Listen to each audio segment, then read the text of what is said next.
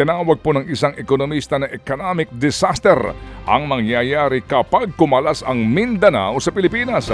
Sa panayan po ng programang ito kay former PML President, economist at Professor Emmanuel Leyco, mataas ang antas ng kahirapan sa maraming lugar sa Mindanao at para maiahon sila sa kahirapan ay kinakailangan daw ang tulong ng buong bansa.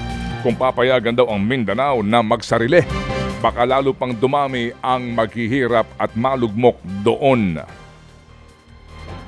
Kailangan ng Mindanao ang tulong ng buong Pilipinas.